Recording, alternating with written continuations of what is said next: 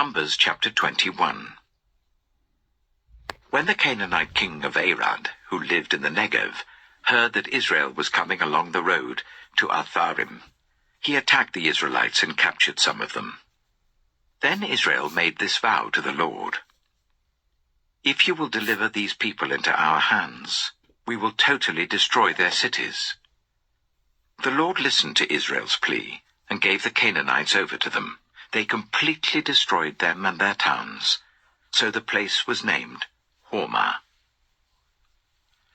They travelled from Mount Hor along the route to the Red Sea to go round Edom. But the people grew impatient on the way. They spoke against God and against Moses and said, "Why have you brought us up out of Egypt to die in the wilderness? There is no bread, there is no water, and we detest this miserable food." Then the Lord sent venomous snakes among them.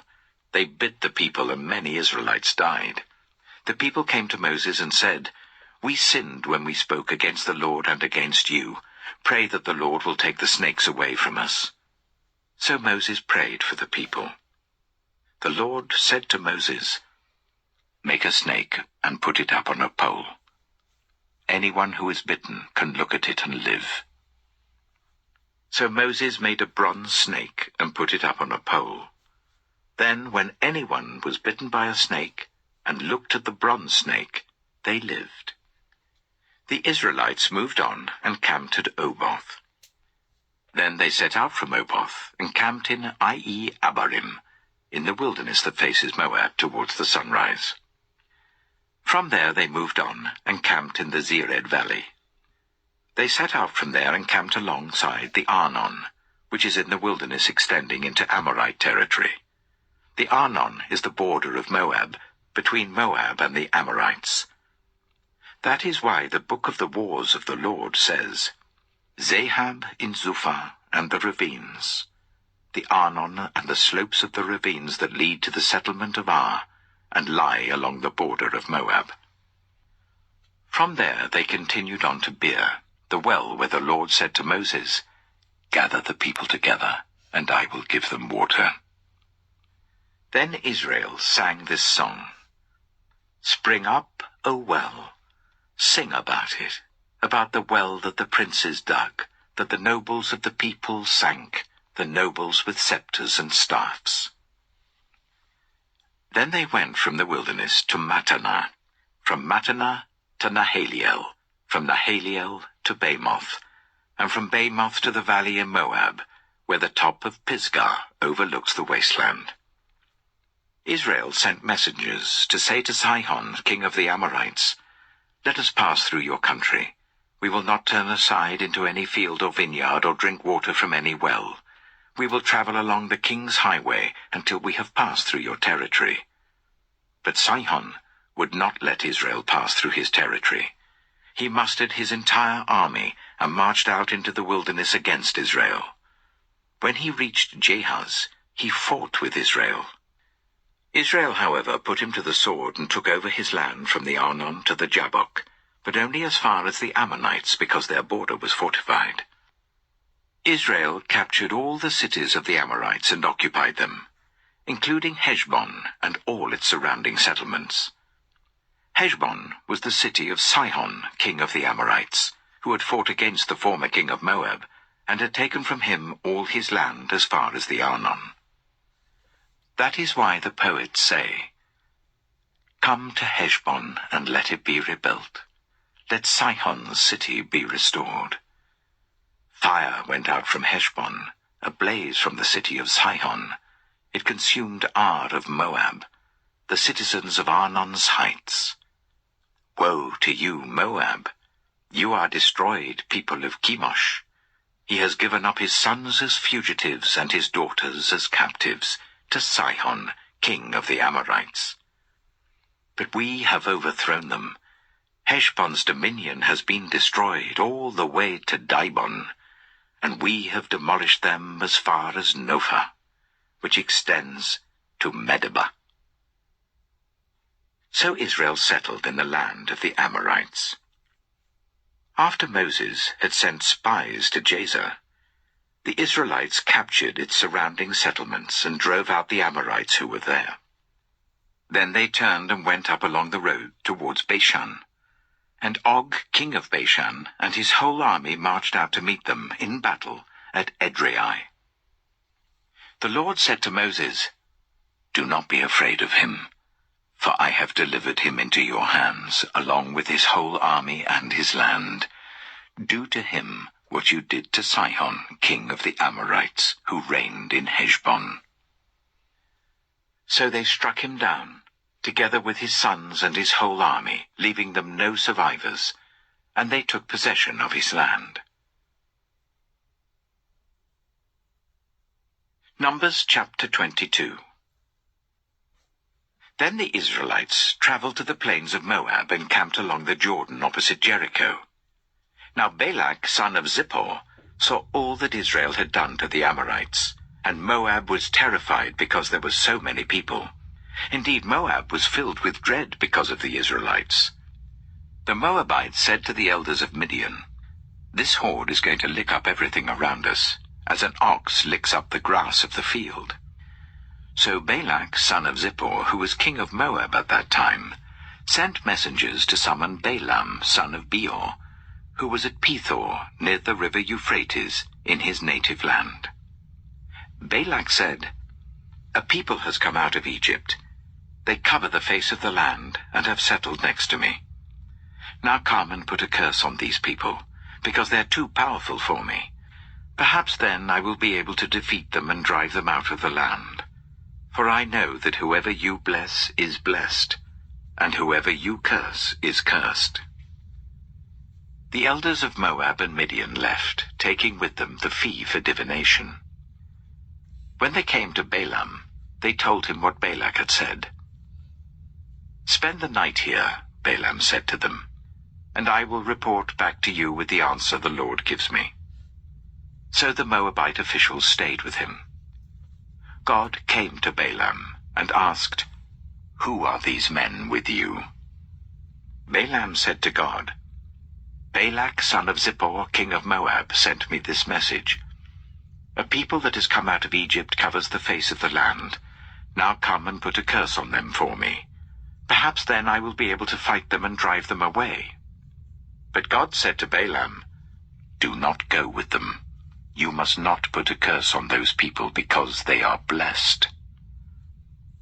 The next morning Balaam got up and said to Balak's officials, "Go back to your own country, for the Lord has refused to let me go with you."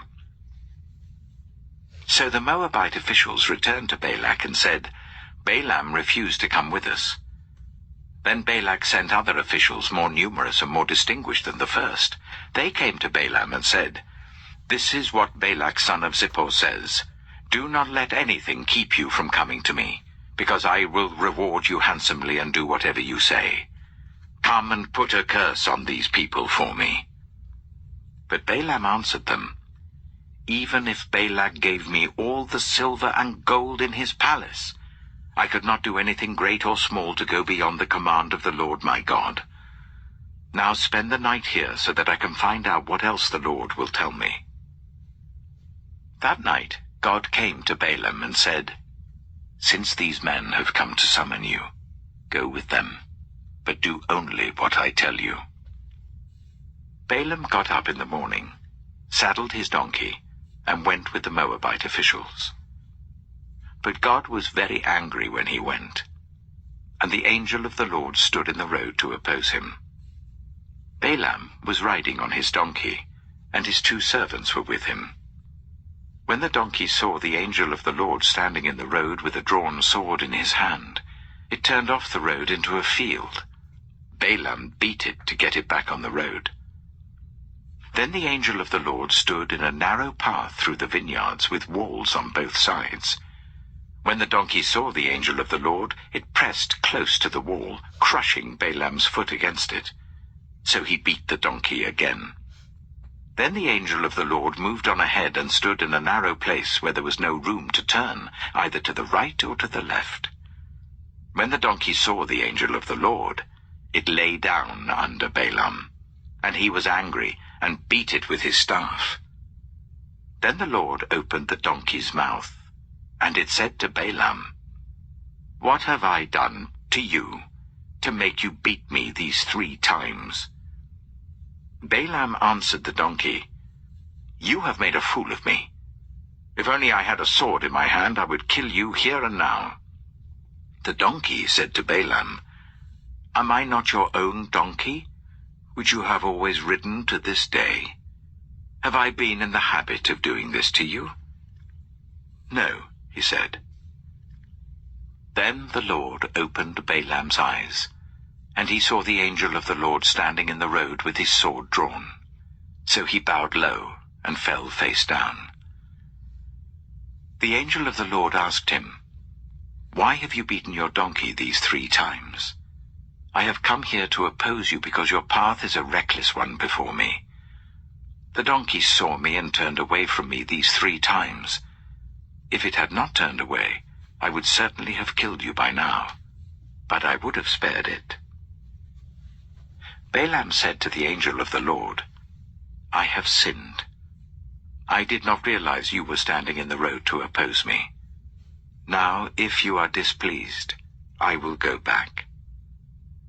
The angel of the Lord said to Balaam, "Go with the men, but speak only what I tell you." So Balaam went with Balak's officials. When Balak heard that Balaam was coming, he went out to meet him at the Moabite town on the Arnon border, at the edge of his territory. Balak said to Balaam, "Did I not send you an urgent summons? Why didn't you come to me? Am I really not able to reward you?" "Well, I've come to you now," Balaam replied, "but I can't say whatever I please. I must speak only what God puts in my mouth." Then Balaam went with Balak to Kiriath-Huzoth.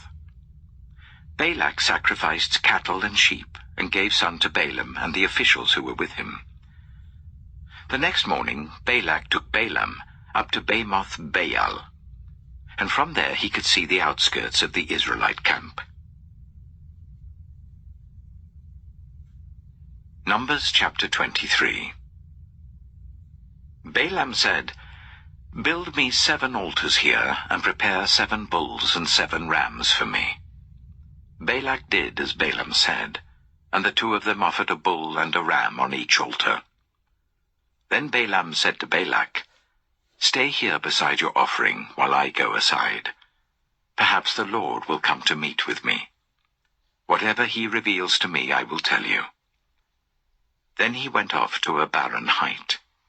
God met with him, and Balaam said, "I have prepared 7 altars, and on each altar I have offered a bull and a ram."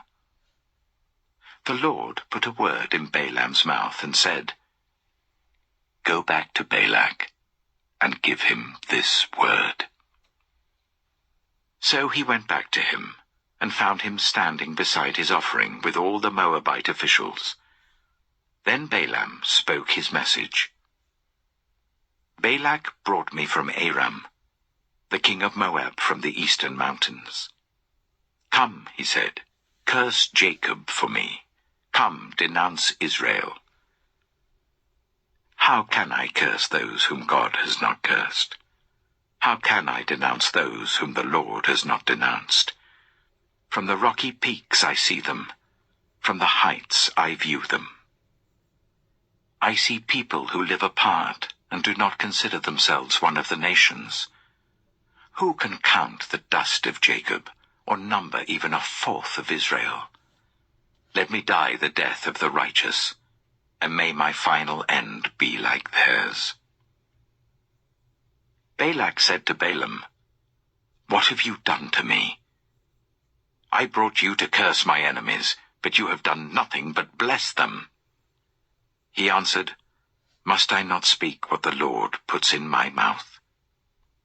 Then Balak said to him, "Come with me to another place where you can see them.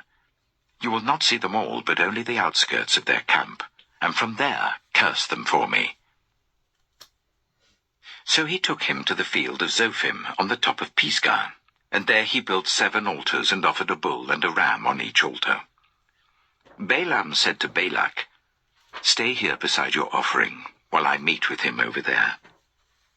The Lord met with Balaam and put a word in his mouth and said, "Go back to Balak and give him this word." So he went to him and found him standing beside his offering with the Moabite officials. Balak asked him, "What did the Lord say?" Then he spoke his message. "Arise, Balak, and listen. Hear me, son of Zippor. God is not human, that he should lie, not a human being, that he should change his mind. Does he speak and then not act? Does he promise and not fulfill? I have received a command to bless. He has blessed, and I cannot change it. No misfortune is seen in Jacob, no misery observed in Israel. The Lord their God is with them. The shout of the king is among them. God brought them out of Egypt. They have the strength of a wild ox. There is no divination against Jacob, no evil omens against Israel. It will now be said of Jacob and of Israel, See what God has done. The people rise like a lioness. They rouse themselves like a lion that does not rest till it devours its prey and drinks the blood of its victims. Then Balak said to Balaam, Neither curse them at all, nor bless them at all. Balaam answered, Did I not tell you I must do whatever the Lord says? Then Balak said to Balaam, Come, let me take you to another place. Perhaps it will please God to let you curse them for me from there. And Balak took Balaam to the top of Peor, overlooking the wasteland. Balaam said, Build me 7 altars here, and prepare 7 bulls and 7 rams for me.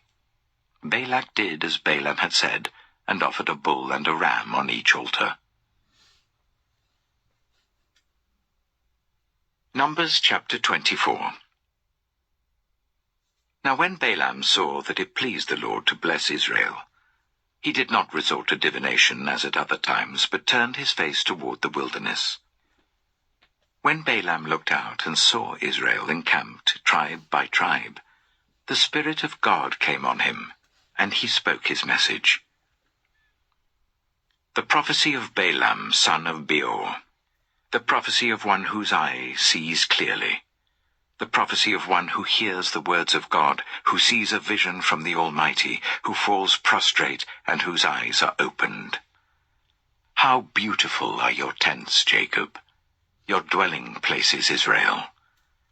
Like valleys they spread out, like gardens beside a river, like aloes planted by the Lord, like cedars beside the waters. Water will flow from their buckets, their seed will have abundant water. Their king will be greater than Agag, their kingdom will be exalted. God brought them out of Egypt, they have the strength of a wild ox. They devour hostile nations and break their bones in pieces. With their arrows they pierce them. Like a lion they crouch and lie down, like a lioness. Who dares to rouse them? May those who bless you be blessed, and those who curse you be cursed. Then Balak's anger burned against Balaam. He struck his hands together and said to him, I summoned you to curse my enemies, but you have blessed them these 3 times. Now leave at once and go home. I said I would reward you handsomely, but the Lord has kept you from being rewarded. Balaam answered Balak, Did I not tell the messengers you sent me? Even if Balak gave me all the silver and gold in his palace, I could not do anything of my own accord, good or bad, to go beyond the command of the Lord. And I must say only what the Lord says. Now I am going back to my people, but come, let me warn you of what this people will do to your people in days to come. Then he spoke his message. The prophecy of Balaam, son of Beor, the prophecy of one whose eye sees clearly, the prophecy of one who hears the words of God, who has knowledge from the Most High, who sees a vision from the Almighty, who falls prostrate, and whose eyes are opened. I see him, but not now. I behold him, but not near.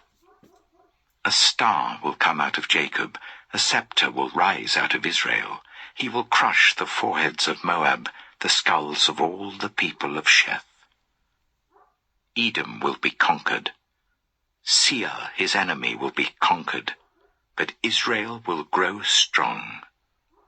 A ruler will come out of Jacob and destroy the survivors of the city. Then Balaam saw Amalek and spoke his message. Amalek was first among the nations, but their end will be utter destruction. Then he saw the Kenites and spoke his message.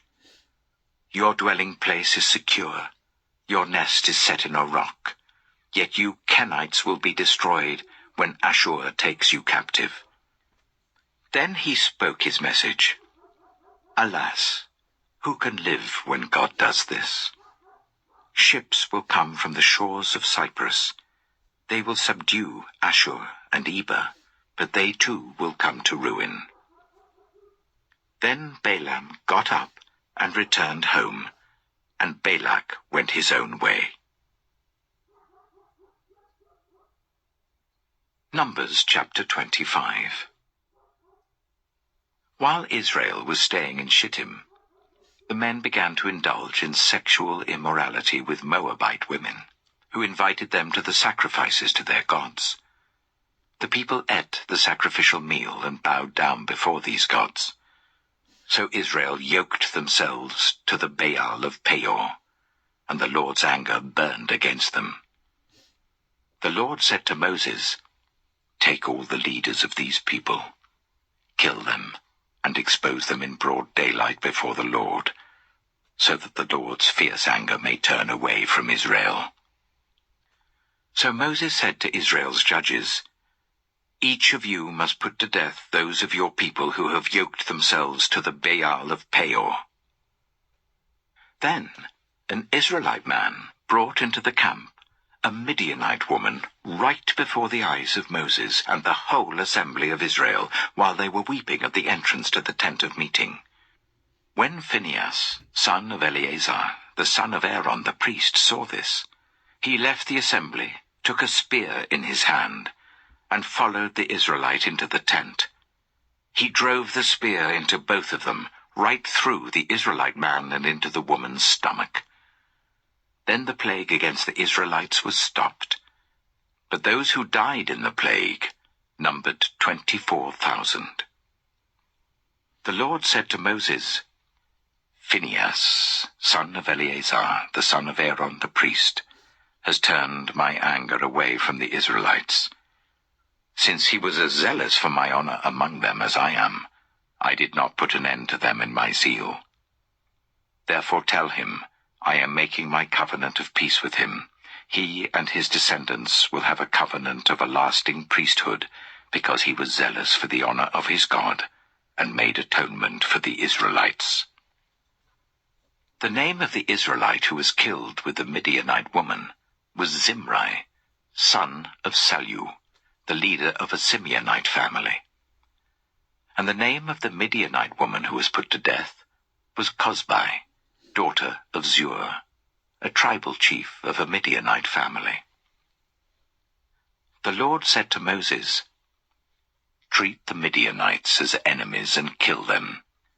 They treated you as enemies when they deceived you in the Peor incident involving their sister Cozbi, the daughter of a Midianite leader, the woman who was killed when the plague came as a result of that incident." Numbers chapter 26. After the plague, the Lord said to Moses and Eleazar, son of Aaron the priest, "Take a census of the whole Israelite community by families, all those 20 years old or more who were able to serve in the army of Israel." So on the plains of Moab by the Jordan opposite Jericho, Moses and Eleazar the priest spoke with them and said, "Take a census of men 20 years old or more, as the Lord commanded Moses." These were the Israelites who came out of Egypt.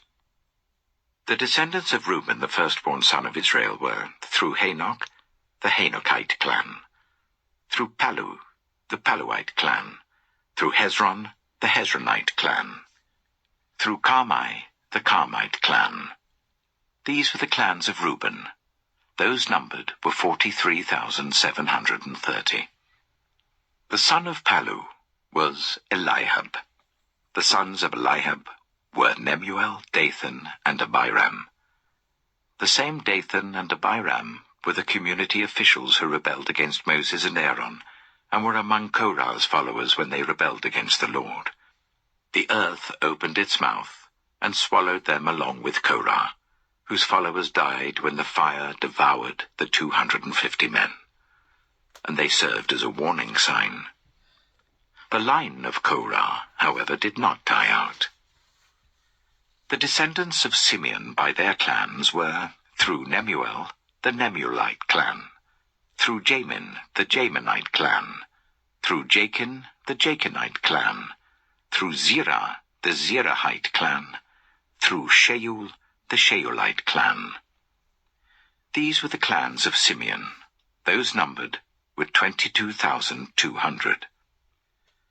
The descendants of Gad by their clans were, through Zephon, the Zephonite clan, through Haggai, the Haggite clan, through Shunai, the Shunite clan, through Ozni, the Oznite clan, through Eri, the Erite clan, through Arodai, the Arodite clan, through Areli, the Arelite clan.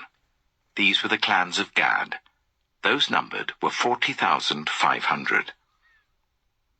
And Onan were sons of Judah, but they died in Canaan. The descendants of Judah by their clans were, through Shelah, the Shelanite clan, through Perez, the Perezite clan, through Zerah, the Zerahite clan. The descendants of Perez were, through Hezron, the Hezronite clan, through Hamul, the Hamulite clan. These were the clans of Judah. Those numbered were 76,500. The descendants of Issachar by their clans were, through Tola, the Tolaite clan, through Puah, the Puahite clan, through Jashab, the Jashabite clan, through Shimron, the Shimronite clan. These were the clans of Issachar. Those numbered were 64,300. The descendants of Zebulun by their clans were, through Sered, the Seredite clan, through Elon, the Elonite clan, through Jaliel, the Jalielite clan. These were the clans of Zebulun. Those numbered were 60,500. The descendants of Joseph by their clans through Manasseh and Ephraim were, the descendants of Manasseh, through Machir, the Machirite clan. Machir was the father of Gilead. Through Gilead, the Gileadite clan. These were the descendants of Gilead. Through Iezer, the Iezerite clan. Through Helek, the Helekite clan. Through Asriel, the Asrielite clan. Through Shechem, the Shechemite clan. Through Shemida, the Shemidite clan. Through Hepher, the Hepherite clan. Zelophehad, son of Hepher, had no sons. He had only daughters, whose names were Mahlah, Noah, Hoglah, Milcah, and Tirzah. These were the clans of Manasseh. Those numbered were 52,700. These were the descendants of Ephraim by their clans. Through Shuthelah, the Shuthelahite clan. Through Becher, the Becherite clan. Through Tehan, the Tehanite clan. These were the descendants of Shuthelah. Through Aaron, the Aaronite clan. These were the clans of Ephraim. Those numbered were 32,500. These were the descendants of Joseph by their clans. The descendants of Benjamin by their clans were, through Bela, the Belaite clan, through Ashbel, the Ashbelite clan, through Ahiram, the Ahiramite clan, through Shupham, the Shuphamite clan, through Hupham, the Huphamite clan. The descendants of Bela through Ard and Naaman were, through Ard, the Ardite clan, through Naaman, the Naamite clan. These were the clans of Benjamin. Those numbered were 45,600. These were the descendants of Dan by their clans, through Shuham, the Shuhamite clan. These were the clans of Dan. All of them were Shuhamite clans, and those numbered were 64,400. The descendants of Asher by their clans were, through Imnah, the Imnite clan, through Ishvi, the Ishvite clan, through Beriah, the Beriahite clan, and through the descendants of Beriah, through Heber, the Heberite clan, through Malkiel, the Malkielite clan. Asher had a daughter named Sirah. These were the clans of Asher. Those numbered were 53,400. The descendants of Naphtali by their clans were, through Jaziel, the Jazielite clan, through Gunai, the Gunite clan, through Jezer, the Jezerite clan, through Shillem, the Shillemite clan. These were the clans of Naphtali. Those numbered were 45,400. The total number of the men of Israel was 601,730. The Lord said to Moses, "The land is to be allotted to them as an inheritance based on the number of names. To a larger group give a larger inheritance, and to a smaller group a smaller one. Each is to receive its inheritance according to the number of those listed. Be sure that the land is distributed by lot. What each group inherits will be according to the names for its ancestral tribe. Each inheritance is to be distributed by lot among the larger and smaller groups." These were the Levites who were counted by their clans. Through Gershon, the Gershonite clan. Through Kohath, the Kohathite clan. Through Merari, the Merarite clan. These also were Levite clans, the Libnite clan, the Hebronite clan, the Marlite clan, the Mushite clan, the Korahite clan. Kohath was the forefather of Amram. The name of Amram's wife was Jochebed, a descendant of Levi who was born to the Levites in Egypt. To Amram she bore Aaron, Moses, and their sister Miriam. Aaron was the father of Nadab and Abihu, Eleazar and Ithamar. But Nadab and Abihu died when they made an offering before the Lord with unauthorized fire. All the male Levites a month old or more numbered 23,000. They were not counted along with the other Israelites because they received no inheritance among them. These are the ones counted by Moses and Eleazar the priest when they counted the Israelites on the plains of Moab by the Jordan opposite Jericho. Not one of them was among those counted by Moses and Aaron the priest when they counted the Israelites in the desert of Sinai. For the Lord had told those Israelites they would surely die in the wilderness, and not one of them was left except Caleb, son of Jephunneh, and Joshua, son of Nun. Numbers chapter 27. The daughters of Zelophehad, son of Hepher, the son of Gilead, the son of Machir, the son of Manasseh, belonged to the clans of Manasseh, son of Joseph. The names of the daughters were Mahlah, Noah, Hoglah, Milcah, and Tirzah. They came forward and stood before Moses, Eleazar the priest, the leaders and the whole assembly at the entrance to the tent of meeting, and said, "Our father died in the wilderness. He was not among Korah's followers who banded together against the Lord, but he died for his own sin and left no sons. Why should our father's name disappear from his clan, because he had no son? Give us property among our father's relatives." So Moses brought their case before the Lord, and the Lord said to him, "What Zelophehad's daughters are saying is right. You must certainly give them property as an inheritance among their father's relatives, and give their father's inheritance to them. Say to the Israelites, if a man dies and leaves no son, give his inheritance to his daughter. If he has no daughter, give his inheritance to his brothers, If he has no brothers, give his inheritance to his father's brothers. If his father had no brothers, give his inheritance to the nearest relative in his clan, that he may possess it. This is to have the force of law for the Israelites, as the Lord commanded Moses. Then the Lord said to Moses, "Go up this mountain in the Abarim range, and see the land I have given the Israelites. After you have seen it, you too will be gathered to your people as your brother Aaron was. For when the community rebelled at the waters in the desert of Zin, both of you disobeyed my command to honor me as holy before their eyes." These were the waters of Meribah Kadesh, in the desert of Zin.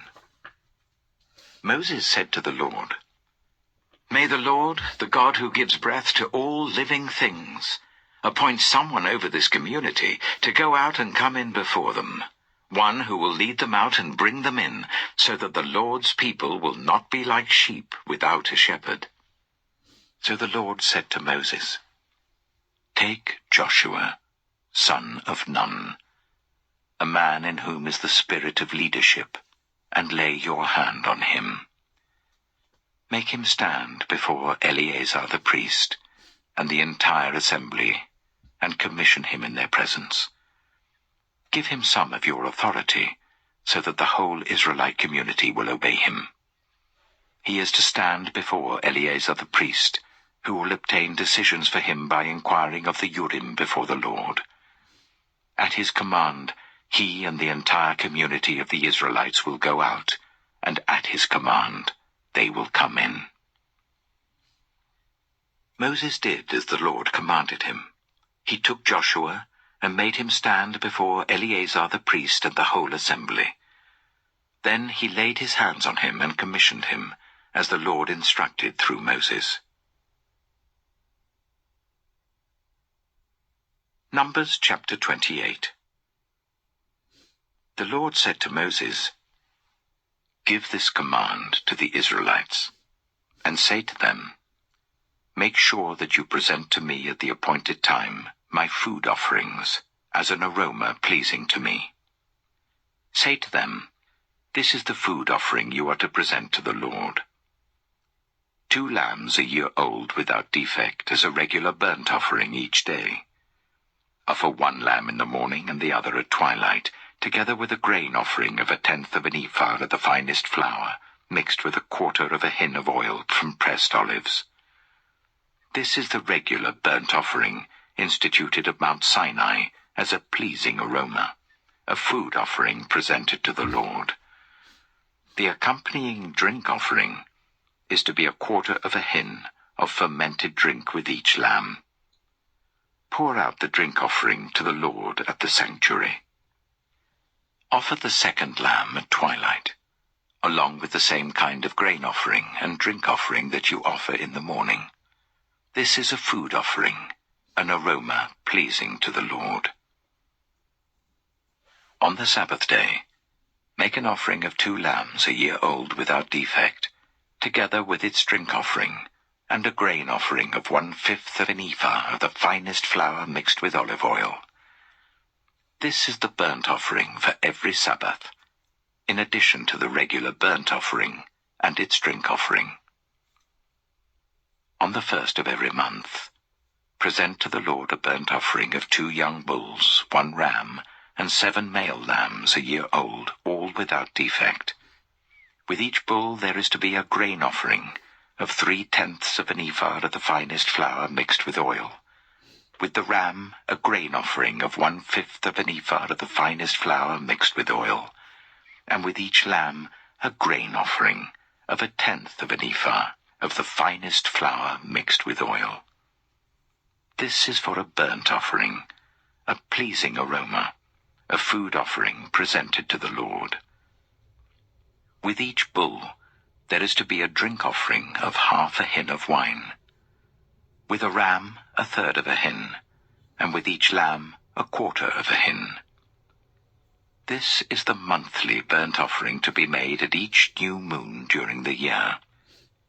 Besides the regular burnt offering with its drink offering, one male goat is to be presented to the Lord as a sin offering. On the 14th day of the first month, the Lord's Passover is to be held. On the 15th day of this month, there is to be a festival. For 7 days eat bread made without yeast. On the first day hold a sacred assembly, and do not do any of your ordinary work. Present to the Lord a food offering consisting of a burnt offering of 2 young bulls, 1 ram, and 7 male lambs a year old, all without defect. With each bull offer a grain offering of 3/10 of an ephah of the finest flour mixed with oil. With the ram, 1/5, and with each of the 7 lambs, 1/10. Include 1 male goat as a sin offering to make atonement for you. Offer these in addition to the regular morning burnt offerings. In this way, present the food offering every day for 7 days as an aroma pleasing to the Lord. It is to be offered in addition to the regular burnt offering and its drink offering. On the 7th day, hold a sacred assembly, and do not do any ordinary work. On the day of first fruits, when you present to the Lord an offering of new grain during the festival of weeks, hold a sacred assembly, and do not do any of your ordinary work. Present a burnt offering of 2 young bulls, 1 ram, and 7 male lambs a year old as an aroma pleasing to the Lord. With each bull there is to be a grain offering of 3/10 of an ephah of the finest flour mixed with oil.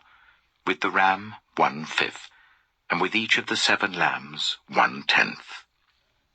Include 1 male goat to make atonement for you. Offer these together with their drink offerings, in addition to the regular burnt offering and its grain offering. Be sure the animals are without defect. Numbers chapter 29. On the first day of the 7th month, hold a sacred assembly, and do not do any of your ordinary work. It is a day for you to sound the trumpets. As an aroma pleasing to the Lord, offer a burnt offering of 1 young bull, 1 ram, and 7 male lambs a year old, all without defect.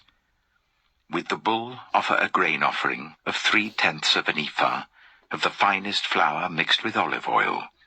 With the ram, 1/5, and with each of the 7 lambs, 1/10. Include 1 male goat as a sin offering to make atonement for you. These are in addition to the monthly and daily burnt offerings with their grain offerings and drink offerings as specified. They are food offerings presented to the Lord, a pleasing aroma. On the 10th day of this 7th month, hold a sacred assembly. You must deny yourselves and do no work. Present as an aroma pleasing to the Lord a burnt offering of 1 young bull, 1 ram, and 7 male lambs a year old, all without defect. With the bull offer a grain offering of 3/10 of an ephah of the finest flour mixed with oil. With the ram, 1/5, and with each of the 7 lambs, 1/10. Include 1 male goat as a sin offering, in addition to the sin offering for atonement, and the regular burnt offering with its grain offering and their drink offerings. On the 15th day of the 7th month, hold a sacred assembly, and do not do any ordinary work. Celebrate a festival to the Lord for 7 days. Present as an aroma pleasing to the Lord a food offering consisting of a burnt offering of 13 young bulls, 2 rams, and 14 male lambs a year old, all without defect. With each of the 13 bulls, offer a grain offering of 3/10 of an ephah of the finest flour mixed with oil. With each of the 2 rams, 1/5, and with each of the 14 lambs, 1/10. Include 1 male goat as a sin offering, in addition to the regular burnt offering with its grain offering and drink offering. On the 2nd day, offer 12 young bulls, 2 rams and 14 male lambs a year old, all without defect. With the bulls, rams, and lambs, offer their grain offerings and drink offerings according to the number specified. Include 1 male goat as a sin offering, in addition to the regular burnt offering with its grain offering and their drink offerings. On the 3rd day, offer 11 bulls, 2 rams, and 14 male lambs a year old, all without defect. With the bulls, rams, and lambs, offer their grain offerings and drink offerings according to the number specified. Include 1 male goat as a sin offering, in addition to the regular burnt offering with its grain offering and drink offering. On the 4th day, offer 10 bulls, 2 rams, and 14 male lambs a year old, all without defect. With the bulls, rams, and lambs, offer their grain offerings and drink offerings according to the number specified. Include 1 male goat as a sin offering, in addition to the regular burnt offering with its grain offering and drink offering. On the 5th day, offer 9 bulls, 2 rams, and 14 male lambs a year old, all without defect. With the bulls, rams, and lambs, offer their grain offerings and drink offerings according to the number specified. Include 1 male goat as a sin offering, in addition to the regular burnt offering with its grain offering and drink offering.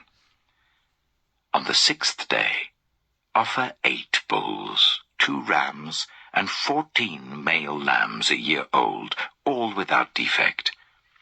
With the bulls, rams, and lambs, offer their grain offerings and drink offerings according to the number specified. Include 1 male goat as a sin offering, in addition to the regular burnt offering with its grain offering and drink offering. On the 7th day, offer 7 bulls, 2 rams, and 14 male lambs a year old, all without defect. With the bulls, rams, and lambs, offer their grain offerings and drink offerings according to the number specified. Include 1 male goat as a sin offering, in addition to the regular burnt offering with its grain offering and drink offering. On the 8th day, hold a closing special assembly, and do not do any of your ordinary work. Present as an aroma pleasing to the Lord a food offering consisting of a burnt offering of 1 bull, 1 ram, and 7 male lambs a year old, all without defect. With the bull, the ram, and the lambs, offer their grain offerings and drink offerings according to the number specified. Include 1 male goat as a sin offering, in addition to the regular burnt offering with its grain offering and drink offering. In addition to what you vow, and your free will offerings, offer these to the Lord at your appointed festivals, your burnt offerings, grain offerings, drink offerings, and fellowship offerings. Moses told the Israelites all that the Lord commanded him. Numbers chapter 30. Moses said to the heads of the tribes of Israel, "This is what the Lord commands. When a man makes a vow to the Lord or takes an oath to bind himself by a pledge, he must not break his word, but must do everything he said. When a young woman still living in her father's household makes a vow to the Lord or binds herself by a pledge, and her father hears about her vow or pledge, but says nothing to her, then all her vows and every pledge by which she bound herself will stand. But if her father forbids her when he hears about it, none of her vows or the pledges by which she bound herself will stand. The Lord will release her because her father has forbidden her. If she marries after she makes a vow, or after her lips utter a rash promise by which she binds herself, and her husband hears about it but says nothing to her, then her vows or the pledges by which she bound herself will stand. But if her husband forbids her when he hears about it, he nullifies the vow that binds her, or the rash promise by which she binds herself, and the Lord will release her. Any vow or obligation taken by a widow or divorced woman will be binding on her. If a woman living with her husband makes a vow, or binds herself by a pledge under oath, and her husband hears about it but says nothing to her, and does not forbid her, then all her vows or the pledges by which she bound herself will stand. But if her husband nullifies them when he hears about them, then none of the vows or pledges that came from her lips will stand. Her husband has nullified them, and the Lord will release her. Her husband may confirm or nullify any vow she makes or any sworn pledge to deny herself. But if her husband says nothing to her about it from day to day, then he confirms all her vows or the pledges binding on her. He confirms them by saying nothing to her when he hears about them. If, however, he nullifies them some time after he hears about them, then he must bear the consequences of her wrongdoing. These are the regulations the Lord gave Moses concerning relationships between a man and his wife, and between a father and his young daughter still living at home. Numbers chapter 31. The Lord said to Moses, "Take vengeance on the Midianites for the Israelites. After that, you will be gathered to your people." So Moses said to the people, "Arm some of your men to go to war against the Midianites, so that they may carry out the Lord's vengeance on them. Send into battle 1,000 men from each of the tribes of Israel." So 12,000 men armed for battle, 1,000 from each tribe, were supplied from the clans of Israel. Moses sent them into battle, 1,000 from each tribe, along with Phinehas, son of Eleazar the priest, who took with him articles from the sanctuary and the trumpets for signaling. They fought against Midian, as the Lord commanded Moses, and killed every man. Among their victims were Evi, Rechem, Zur, Hur, and Reba, the 5 kings of Midian. They also killed Balaam, son of Beor, with the sword. The Israelites captured the Midianite women and children, and took all the Midianite herds, flocks, and goods as plunder. They burned all the towns where the Midianites had settled, as well as all their camps. They took all the plunder and spoils, including the people and animals, and brought the captives, spoils, and plunder to Moses and Eleazar the priest, and the Israelite assembly at their camp on the plains of Moab, by the Jordan opposite Jericho. Moses, Eleazar the priest, and all the leaders of the community went to meet them outside the camp. Moses was angry with the officers of the army, the commanders of thousands and commanders of hundreds, who returned from the battle. "Have you allowed all the women to live?" he asked them. They were the ones who followed Balaam's advice and enticed the Israelites to be unfaithful to the Lord in the Peor incident, so that a plague struck the Lord's people. Now kill all the boys, and kill every woman who has slept with a man, but save for yourselves every girl who has never slept with a man. Anyone who has killed someone, or touched someone who was killed, must stay outside the camp 7 days. On the 3rd and 7th days, you must purify yourselves and your captives. Purify every garment as well as everything made of leather, goat hair, or wood. Then Eleazar the priest said to the soldiers who had gone into battle, "This is what is required by the law that the Lord gave Moses. Gold, silver, bronze, iron, tin, lead, and anything else that can withstand fire must be put through the fire, and then it will be clean. But it must also be purified with the water of cleansing.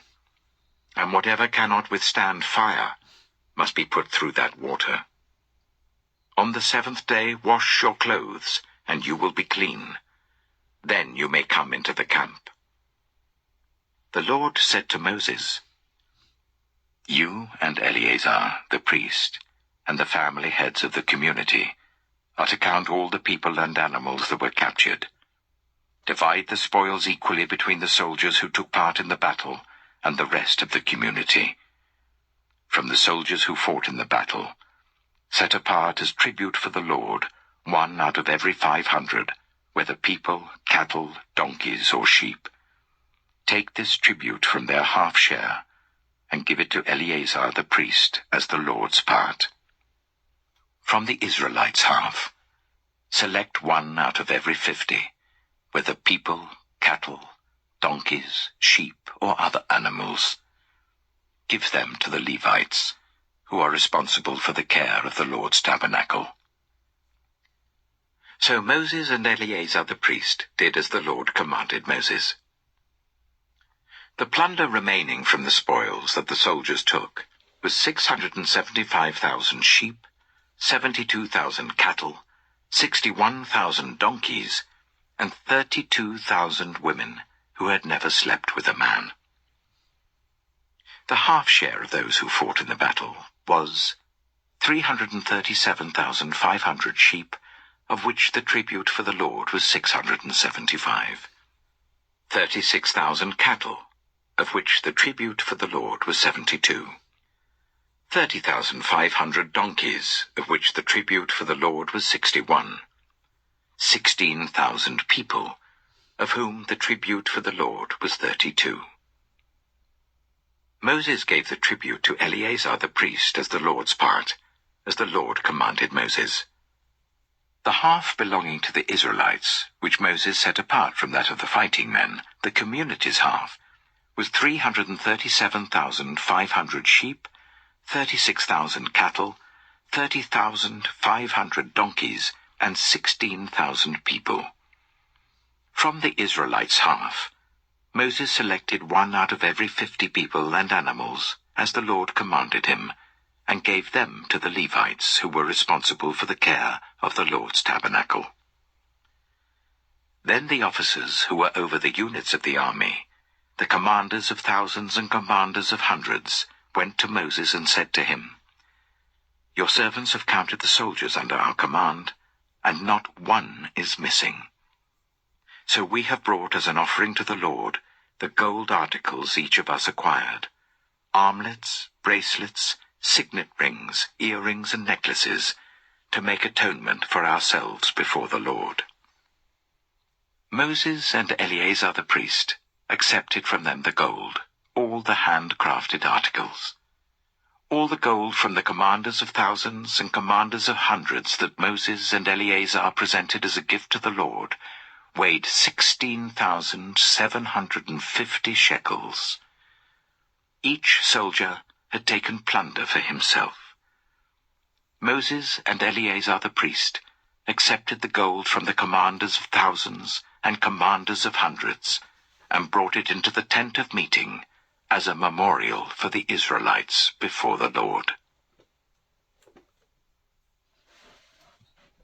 Numbers chapter 32. The Reubenites and Gadites, who had very large herds and flocks, saw that the lands of Jazer and Gilead were suitable for livestock. So they came to Moses and Eleazar the priest, and to the leaders of the community, and said, "Ataroth, Dibon, Jazer, Nimrah, Heshbon, Elealeh, Sebam, Nebo, and Beon, the land the Lord subdued before the people of Israel, are suitable for livestock, and your servants have livestock. If we have found favor in your eyes," they said, "let this land be given to your servants as our possession. Do not make us cross the Jordan." Moses said to the Gadites and Reubenites, "Should your fellow Israelites go to war while you sit here? Why do you discourage the Israelites from crossing over into the land the Lord has given them? This is what your fathers did when I sent them from Kadesh Barnea to look over the land. After they went up to the valley of Eshcol and viewed the land, they discouraged the Israelites from entering the land the Lord had given them. The Lord's anger was aroused that day, and he swore this oath: because they have not followed me wholeheartedly, not one of those who were 20 years old or more when they came up out of Egypt will see the land I promised on oath to Abraham, Isaac, and Jacob, not one, except Caleb, son of Jephunneh, the Kenizzite, and Joshua, son of Nun, for they followed the Lord wholeheartedly. The Lord's anger burned against Israel, and he made them wander in the wilderness for 40 years until the whole generation of those who had done evil in his sight was gone. And here you are, a brood of sinners, standing in the place of your fathers and making the Lord even more angry with Israel. If you turn away from following him, he will again leave all this people in the wilderness, and you will be the cause of their destruction." Then they came up to him and said, "We would like to build pens here for our livestock and cities for our women and children. But we will arm ourselves for battle and go ahead of the Israelites until we have brought them to their place. Meanwhile, our women and children will live in fortified cities for protection from the inhabitants of the land. We will not return to our homes until each of the Israelites has received their inheritance. We will not receive any inheritance with them on the other side of the Jordan, because our inheritance has come to us on the east side of the Jordan." Then Moses said to them, "If you will do this, if you will arm yourselves before the Lord for battle, and if all of you who are armed cross over the Jordan before the Lord until he has driven his enemies out before him, then when the land is subdued before the Lord, you may return and be free from your obligation to the Lord and to Israel, and this land will be your possession before the Lord. But if you fail to do this, you will be sinning against the Lord, and you may be sure that your sin will find you out. Build cities for your women and children, and pens for your flocks, but do what you have promised." The Gadites and Reubenites said to Moses, "We, your servants, will do as our Lord commands. Our children and wives, our flocks and herds, will remain here in the cities of Gilead. But your servants, every man who is armed for battle, will cross over to fight before the Lord, just as our Lord says." Then Moses gave orders about them to Eleazar the priest and Joshua son of Nun, and to the family heads of the Israelite tribes. He said to them, "If the Gadites and Reubenites, every man armed for battle, cross over the Jordan with you before the Lord, then when the land is subdued before you, you must give them the land of Gilead as their possession. But if they do not cross over with you armed, they must accept their possession with you in Canaan." The Gadites and Reubenites answered, "Your servants will do what the Lord has said. We will cross over before the Lord into Canaan armed, but the property we inherit will be on this side of the Jordan." Then Moses gave to the Gadites, the Reubenites, and the half-tribe of Manasseh, son of Joseph, the kingdom of Sihon, king of the Amorites, and the kingdom of Og, king of Bashan, the whole land with its cities and the territory around them. The Gadites built up Dibon, Ataroth, Aroah, Atroth-Shophan, Jazer, Jogbedah, Beth-Nimrah, and Beth-Haran, as fortified cities, and built pens for their flocks. And the Reubenites rebuilt Heshbon, Elealeh, and Kiriathaim, as well as Nebo and Baal-Meon. These names were changed. And Sibmah. They gave names to the cities they rebuilt. The descendants of Machir, son of Manasseh, went to Gilead, captured it, and drove out the Amorites who were there. So Moses gave Gilead to the Machirites, the descendants of Manasseh, and they settled there. Jair, a descendant of Manasseh, captured their settlements and called them Havoth-Jair. And Nobah captured Kenath and its surrounding settlements and called it Nobah after himself.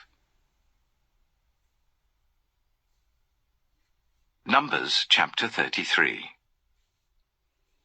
Here are the stages in the journey of the Israelites when they came out of Egypt by divisions under the leadership of Moses and Aaron. At the Lord's command, Moses recorded the stages in their journey. This is their journey by stages. The Israelites set out from Ramesses on the 15th day of the first month, the day after the Passover. They marched out defiantly in full view of all the Egyptians, who were burying all their firstborn, whom the Lord had struck down among them, for the Lord had brought judgment on their gods. The Israelites left Ramesses and camped at Succoth. They left Succoth and camped at Etham, on the edge of the desert. They left Etham and turned back to Pi-hahiroth, to the east of Baal-zephon, and camped near Migdol. They left Pi-hahiroth and passed through the sea into the desert, and when they had travelled for 3 days in the desert of Etham, they camped at Marah. They left Marah and went to Elim, where there were 12 springs and 70 palm trees, and they camped there. They left Elim and camped by the Red Sea. They left the Red Sea and camped in the desert of Sin. They left the desert of Sin and camped at Dophkah. They left Dophkah and camped at Ailush. They left Ailush and camped at Rephidim, where there was no water for the people to drink.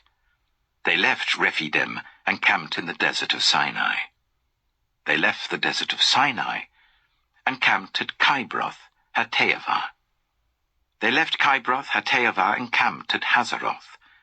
They left Hazeroth and camped at Rithmah. They left Rithmah and camped at Rimmon-Perez. They left Rimmon-Perez and camped at Libnah. They left Libnah and camped at Rissah. They left Rissah and camped at Kehalath. They left Kehalath and camped at Mount Shepher. They left Mount Shepher and camped at Haradah. They left Haradah and camped at Makheloth. They left Makheloth and camped at Teath. They left Teath and camped at Tirah. They left Tirah and camped at Mithkah. They left Mithkah and camped at Hashmonah. They left Hashmonah and camped at Moseroth. They left Moseroth and camped at Bene-Jaakan.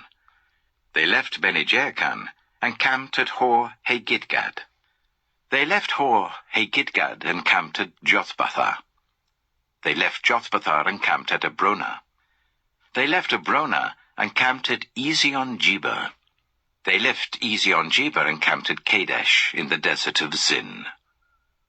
They left Kadesh and camped at Mount Hor, on the border of Edom.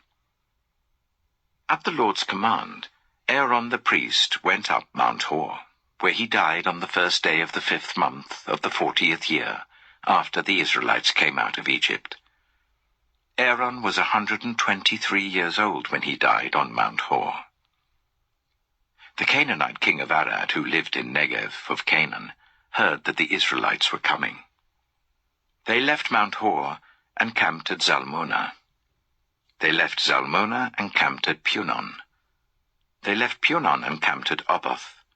They left Oboth and camped at Layabarim, on the border of Moab. They left Layabarim and camped at Dibon-Gad. They left Dibon-Gad and camped at Almon-Diblathaim. They left Almon-Diblathaim and camped in the mountains of Abarim, near Nebo. They left the mountains of Abarim and camped on the plains of Moab by the Jordan opposite Jericho. There, on the plains of Moab, they camped along the Jordan from Beth-Jeshimoth to Abel-Shittim. On the plains of Moab by the Jordan opposite Jericho, the Lord said to Moses, "Speak to the Israelites and say to them, when you cross the Jordan into Canaan, drive out all the inhabitants of the land before you. Destroy all their carved images and their cast idols, and demolish all their high places. Take possession of the land, and settle in it, for I have given you the land to possess. Distribute the land by lot according to your clans. To a larger group give a larger inheritance, and to a smaller group a smaller one. Whatever falls to them by lot will be theirs. Distribute it according to your ancestral tribes. But if you do not drive out the inhabitants of the land, those you allow to remain will become barbs in your eyes and thorns in your sides. They will give you trouble in the land where you live, and then I will do to you what I plan to do to them." Numbers chapter 34. The Lord said to Moses, "Command the Israelites and say to them, when you enter Canaan, the land that will be allotted to you as an inheritance is to have these boundaries. Your southern side will include some of the desert of Zin along the border of Edom. Your southern boundary will start in the east from the southern end of the Dead Sea, cross south of Scorpion Pass, continue on to Zin, and go south of Kadesh Barnea. Then it will go to Hazar Adar, and over to Asmon, where it will turn, join the Wadi of Egypt, and end at the Mediterranean Sea. Your western boundary will be the coast of the Mediterranean Sea. This will be your boundary on the west. For your northern boundary, run a line from the Mediterranean Sea to Mount Hor, and from Mount Hor to Lebo Hamath. Then the boundary will go to Zidad, continue to Ziphron, and end at Hazar Enan. This will be your boundary on the north. For your eastern boundary, run a line from Hazar Enan to Shipham. The boundary will go from Shipham to Riblah on the east side of Ain, and continue along the slopes east of the Sea of Galilee. Then the boundary will go down along the Jordan and end at the Dead Sea. This will be your land, with its boundaries on every side. Moses commanded the Israelites, "Assign this land by lot as an inheritance. The Lord has ordered that it be given to the 9½ tribes, because the families of the tribe of Reuben, the tribe of Gad, and the half-tribe of Manasseh have received their inheritance. These 2½ tribes have received their inheritance east of the Jordan, opposite Jericho, towards the sunrise." The Lord said to Moses, "These are the names of the men who are to assign the land for you as an inheritance: Eleazar the priest and Joshua, son of Nun. And appoint one leader from each tribe to help assign the land. These are their names: Caleb, son of Jephunneh, from the tribe of Judah; Shemuel, son of Ammihud, from the tribe of Simeon; Elidad, son of Kislon, from the tribe of Benjamin; Bakai, son of Joglai, the leader, from the tribe of Dan; Haniel, son of Ephod, the leader, from the tribe of Manasseh, son of Joseph; Kemuel, son of Shiftan, the leader, from the tribe of Ephraim, son of Joseph; Elizaphan, son of Parnak, the leader, from the tribe of Zebulun; Paltiel, son of Azan, the leader, from the tribe of Issachar; Ahihud, son of Shelomai, the leader, from the tribe of Asher; Pedahel, son of Ammihud, the leader, from the tribe of Naphtali. These are the men the Lord commanded to assign the inheritance to the Israelites in the land of Canaan. Numbers chapter 35. On the plains of Moab by the Jordan opposite Jericho, the Lord said to Moses, "Command the Israelites to give the Levites towns to live in from the inheritance the Israelites will possess, and give them pasture lands around the towns. Then they will have towns to live in and pasture lands for the cattle they own and all their other animals. The pasture lands around the towns that you give the Levites will extend 1,000 cubits from the town wall. Outside the town, measure 2,000 cubits on the east side, 2,000 on the south side, 2,000 on the west, and 2,000 on the north, with the town in the center. They will have this area as pasture land for the towns. 6 of the towns you give the Levites will be cities of refuge, to which a person who has killed someone may flee. In addition, give them 42 other towns. In all, you must give the Levites 48 towns, together with their pasture lands.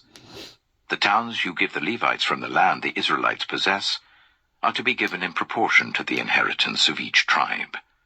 Take many towns from a tribe that has many, but few from one that has few." Then the Lord said to Moses, "Speak to the Israelites, and say to them, when you cross the Jordan into Canaan, select some towns to be your cities of refuge, to which a person who has killed someone accidentally may flee. They will be places of refuge from the avenger, so that anyone accused of murder may not die before they stand trial before the assembly. These 6 towns you give will be your cities of refuge. Give 3 on this side of the Jordan, and 3 in Canaan as cities of refuge. These 6 towns will be a place of refuge for Israelites and for foreigners residing among them, so that anyone who has killed another accidentally can flee there. If anyone strikes someone a fatal blow with an iron object, that person is a murderer. The murderer is to be put to death. Or if anyone is holding a stone and strikes someone a fatal blow with it, that person is a murderer. The murderer is to be put to death. Or if anyone is holding a wooden object and strikes someone a fatal blow with it, that person is a murderer. The murderer is to be put to death. The avenger of blood shall put the murderer to death. When the avenger comes upon the murderer, the avenger shall put the murderer to death. If anyone with malice aforethought pushes another, or throws something at them intentionally so that they die, or if out of enmity one person hits another with their fist so that the other dies, that person is to be put to death. That person is a murderer. The avenger of blood shall put the murderer to death when they meet. But if, without enmity, someone suddenly pushes another, or throws something at them unintentionally, or without seeing them, drops on them a stone heavy enough to kill them and they die, then since that other person was not an enemy and no harm was intended, the assembly must judge between the accused and the avenger of blood according to these regulations. The assembly must protect the one accused of murder from the avenger of blood, and send the accused back to the city of refuge to which they fled. The accused must stay there until the death of the high priest who was anointed with holy oil. But if the accused ever goes outside the limits of the city of refuge to which they fled, and the avenger of blood finds them outside the city, the avenger of blood may kill the accused without being guilty of murder. The accused must stay in the city of refuge until the death of the high priest. Only after the death of the high priest may they return to their own property. This is to have the force of law for you throughout the generations to come, wherever you live. Anyone who kills a person is to be put to death as a murderer only on the testimony of witnesses, but no one is to be put to death on the testimony of only one witness. Do not accept a ransom for the life of a murderer who deserves to die. They are to be put to death. Do not accept a ransom for anyone who has fled to a city of refuge and so allow them to go back and live on their own land before the death of the high priest. Do not pollute the land where you are. Bloodshed pollutes the land, and atonement cannot be made for the land on which blood has been shed, except by the blood of the one who shed it. Do not defile the land where you live and where I dwell, for I, the Lord, dwell among the Israelites. Numbers chapter 36. The family heads of the clan of Gilead, son of Machir, the son of Manasseh, who were from the clans of the descendants of Joseph, came and spoke before Moses and the leaders, the heads of the Israelite families. They said, "When the Lord commanded my Lord to give the land as an inheritance to the Israelites by lot, he ordered you to give the inheritance of our brother Zelophehad to his daughters. Now suppose they marry men from other Israelite tribes, then their inheritance will be taken from our ancestral inheritance and added to that of the tribe they marry into. And so part of the inheritance allotted to us will be taken away. When the year of Jubilee for the Israelites comes, their inheritance will be added to that of the tribe into which they marry, and their property will be taken from the tribal inheritance of our ancestors." Then at the Lord's command, Moses gave this order to the Israelites. What the tribe of the descendants of Joseph is saying is right. This is what the Lord commands for Zelophehad's daughters. They may marry anyone they please, as long as they marry within their father's tribal clan. No inheritance in Israel is to pass from one tribe to another, for every Israelite shall keep the tribal inheritance of their ancestors. Every daughter who inherits the land in any Israelite tribe must marry someone in her father's tribal clan, so that every Israelite will possess the inheritance of their ancestors. No inheritance may pass from one tribe to another, for each Israelite tribe is to keep the land it inherits. So Zelophehad's daughters did as the Lord commanded Moses. Zelophehad's daughters, Mahlah, Tirzah, Hoglah, Milcah, and Noah, married their cousins on their father's side. They married within the clans of the descendants of Manasseh son of Joseph, and their inheritance remained in their father's tribe and clan. These are the commands and regulations the Lord gave through Moses to the Israelites on the plains of Moab, by the Jordan, opposite Jericho.